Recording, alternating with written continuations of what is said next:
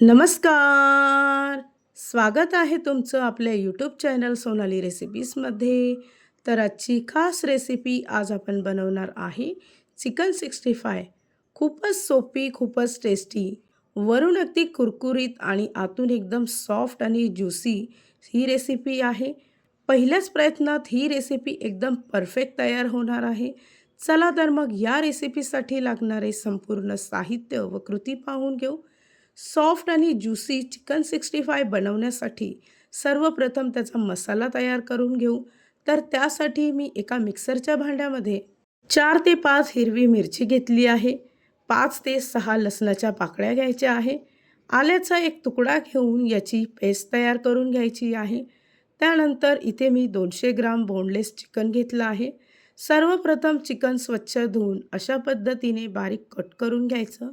त्यानंतर वाटलेली पेस्ट यामध्ये टाकायची आहे. तुम्हाला जर जास्त तिखट हवं असेल तर तुम्ही 2 चमचे मिरचीची पेस्ट यामध्ये टाकू शकता. त्यानंतर एक मोठा चमचा लाल तिखट घेतली आहे. अर्धा चमचा गरम मसाला घ्यायचा आहे. एक छोटा चमचा सोया सॉस घेतला आहे. एक छोटा चमचा व्हिनेगर घेतला आहे. एक चमचा शेजवान चटणी घेतली आहे. एक अंड यामध्ये फोडून टाकायचं आहे. एक मोठा चमचा कॉर्नफ्लॉवरचं पीठ घ्यायचं आहे. एक मोठा चमचा मैद्याचं पीठ घ्यायचं आहे. एक चमचा मीठ टाकायचं आहे. त्यानंतर इथे मी रेड फूड कलर घेतला आहे.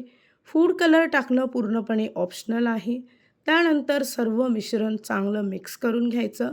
फ्रीझरमध्ये साधारणतः 10 मिनिटासाठी हे मिश्रण ठेवायचं आहे.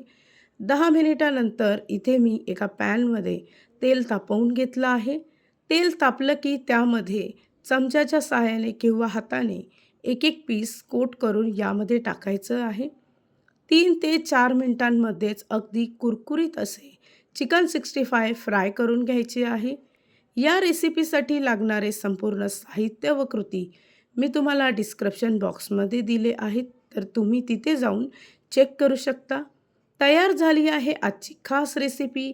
खूपच टेस्टी, खूपच सोपी, वरून अगदी कुरकुरीत, आतून एकदम सॉफ्ट चिकन 65. अगदी पहिल्याच प्रयत्नात एकदम परफेक्ट तयार होणारे चिकन 65.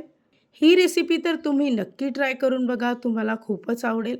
आणि जर का तुम्हाला हा आजचा व्हिडिओ आवडला असेल तर प्लीज लाईक, शेअर आणि कमेंट करा. चॅनलवर नवीन असाल तर सबस्क्राईब करा. सबस्क्राईब केल्यामुळे काय होईल, ज्या वेळेस मी रेसिपीचा नवीन व्हिडिओ अपलोड करेल तर त्याचं नोटिफिकेशन तुमच्या मोबाईलवर येईल. आणि पुन्हा भेटूया आपण अशीच एक रेसिपी घेऊन.